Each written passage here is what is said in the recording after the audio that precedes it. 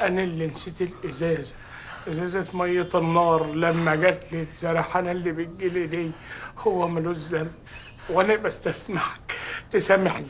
أنا هعمل لك أي حاجة أنتوا عايزينها. شوف، أنا هدهن لكم الجسم، هدعك لكم البلاط، عارف اللي هي الزق اللي فين بالبلاطه والبلاطه الاسود ده، انا هطلعه لكم، هزعف لك السقف بس تسامحني. هسامحك ايه يا اخي؟ هسامحك ايه؟ انت وهو بقى تبقوا عرفتوني. انت كل ما بتطاطي زياده هو بيعلى زياده وانا بقلق زياده.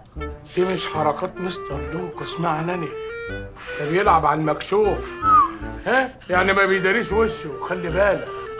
وشه ايه؟ وشه هو انا عارف له وش من قفا ولا بشوفه اساسا؟ انت بدأتوا تجننون انت وهو. شوشي يا شوشي، اتفضل. ازيك يا شميخ؟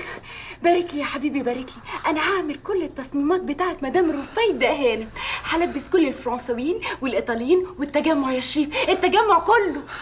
طيب ماشي، الف مبروك. طب بقول لك ايه بقى، احس كده بقى انا مش هلاقي لك بقى ايه وقت تاني، ممكن يعني ايه هقول لك في حاجه كده كنت مخبيها عليكي بقى لي سنين. عارفه انت اللي رشيت الحلل. حلل ايه يا بنتي؟ بقول لك ما رشتش الحلل، ماما ترحمينا والحلل دي بقى. طب ما تقول لي يا شريف بقى، شوقتني. شوقتك ايه؟ ولا هقول لك مفاجاه، بقول لك حاجه مخبيها عليكي. بصي بقى، انا كنت زمان اعرف واحده روسيه وكانت سمينه شويه كده وعينيها فروزي وكانت اسمها تالين، وانا سميت بنتنا بقى على اسمها. خلاص ارتحت. ايوه ارتحت. ايه اللي بتقوله ده يا شريف؟ انا مش قادره اصدق. ايه يا شريف؟ ايه يا شريف؟ دي سابع مره تحكي لي فيها الموضوع ده، خلاص بقى انا طهقت. ايه ده؟ وانا حكيت لك الموضوع ده قبل كده؟ ايوه. بص يا ابني، زنقني بام الموضوع انت ودوك الرشاد بتاعك. ايه اللي انت عامله في البنطلون بتاعك؟ دي تاني مره اشوفك عامل كده، ناقص بقى المره الجايه تعمل بيبي على روحك. عاجبك كده؟ جبت لي كلام امراضي. الله يخرب بيوتكم انت والرشاد، الله يخرب بيوتكم.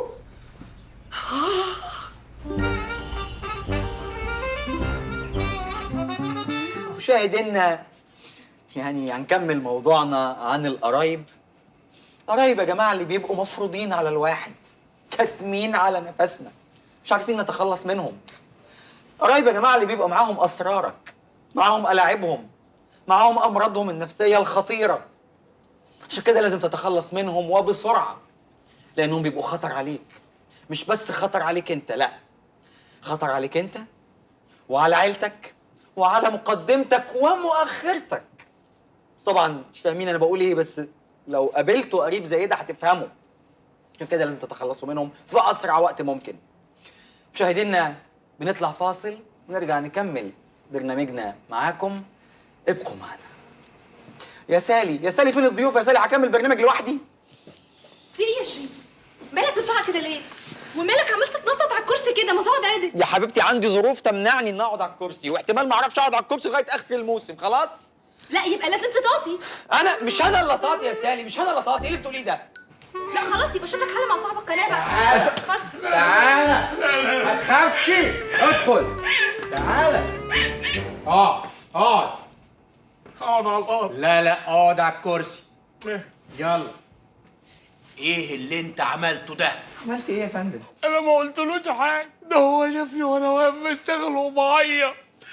انا ما كانش قصدي ان انا احرقك في مؤخرتك والله. تعالى يا شميخة، ما تزعلش، انت عظيم وانسان.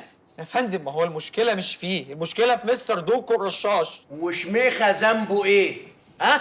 انت المفروض كنت تمسك دوكو الرشاش ده تقطعه. يا فندم، ما هو دوكو الرشاش ده شريف، مشاكلكم العائلية دي تحلوها مع بعض. أنا هنا صاحب القناة، المنتج، ليا الشغل وبس. ها؟ هتصالح شميخة ولا ألغي البرنامج؟ لا تلغي البرنامج. ايه يا فندم؟ انا بس أنا ما عنديش استعداد أخسر شميخة، أنا أخسر عمرو أديب ولا أخسرش شميخة. يا سلام. طبعًا. يلا حب على راس شميخة وصالح ويبات عندك لحد ما يشتغل ويحوش فلوس ويلاقي سكن، ويشتغل ويحوش فلوس ويشطب السكن، ويشتغل ويحوش فلوس ويفرش السكن، ويشتغل ويحوش فلوس ويتجوز ويخلف كمان. خد يا شميخة، شيل ابنك. بسم الله الرحمن الرحيم. ها؟ هتصالح شميخة والطاطي ولا ألغي البرنامج؟ هطاطي يا فندم. يا عم عادل، يا عم عادل، انت قعدت طول حياتك تقول لي عايز اجر شقه المناصر او ابيعها، اليوم اللي اجيب لك فيه مشتري مش عايز تبيع.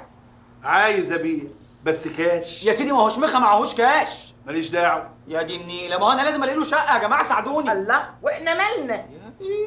طب اقول لك على حاجه، انا ادفع له 5000 جنيه من معايا مقدم وهو يقسط لك الباقي. وانت تدفع له 5000 جنيه ليه؟ يا ستي انت مالك، فلوسي وانا حر فيها، مالك انت بتتدخلي ليه؟ ان شاء الله اجيب حمام واطيره. المهم وهو جاي يتفرج على الشقه لازم حد يعمل نفسه زبون ويجي يعني اكنه يعني عايز يشتريها. احنا سلو عيلتنا كده، لما نكونش عايزين حاجه واول ما نلاقي حد تاني عينه فيها نمسك فيها على طول بايدينا واسناننا. ايوه انا عارف الزبون اللي من النوعيه دي. بسيطه خالص. بص يا زوزو، احنا نستلقط واد كومبارس كده يعمل ايه دور المشتري يعني. واد كومبارس ليه؟ ما زوزو موجوده. اخس عليك يا شريف، انا ممثله، انا نجمه، بس يعني لو الدور كبير وفي كلام كتير وانتوا كمان اتحايلتوا عليا انا ممكن اعمله. ايوه يا حبيبتي، بس في فرق بين التمثيل في الحياه والتمثيل بتاعكوا ده لا في مونتاج بقى ولا اعادات ولا الحاجات دي. اخس عليك يا عادل، انتوا ناسين ان انا اتربيت في كواليس المسرح ولا ايه؟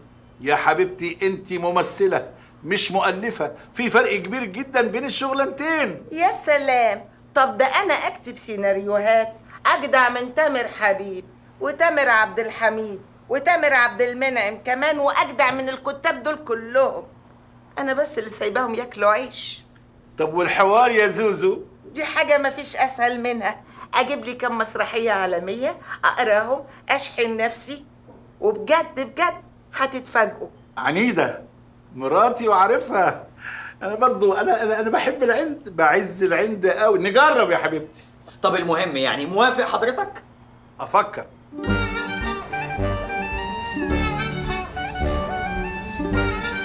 معلش يا جماعه، انا ودي اقول لكم اتفضلوا معايا بس عندي ظروف جوه، معلش. لا ملوش لزوم، لا يكون شميخه جوه ولا حاجه. ايوه ما هو معلش هو انتوا مالكم شميخه؟ اوعى اكون عامل لكم حاجه. لا هو لسه هيعمل، اصل مصطفى عايز يعمل معاه شغل. اوعى يا مصطفى تعمل معاه حاجه، اوعى افهمك بعدين، انا بحذرك حذر ما اتحذرتوش قبل كده. افهم بقى.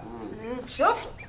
انا بقول لك في الموضوع. قلة ايه؟ هو في يا شريف انت عمال تحذرنا كده ولا انت عايز تكوش على شميخه لوحدك؟ اكوش ايه ده؟ انا في وكسه سودا، هفهمك بعدين، اسكت بقى.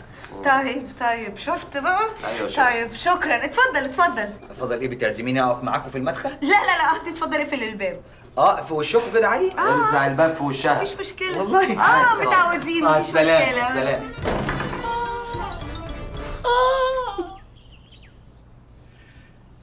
طيب اسمعي دي، في ليلة من ذات الليالي أبوك الولا شريف ده كان بيت حلال عندنا يعني في البيت.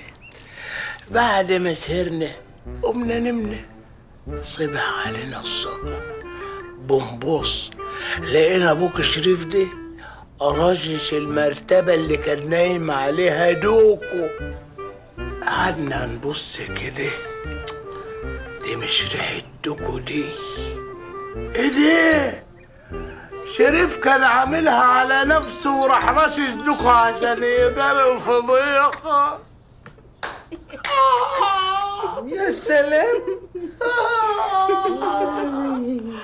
ومتزعق عشان عملها على نفسه، وأما نتزعق عشان بوظ المرتبة بالدوكو. والكلام ده كان هو فين بقى؟ في ثانوية عامة، ما كانش عيل صغير.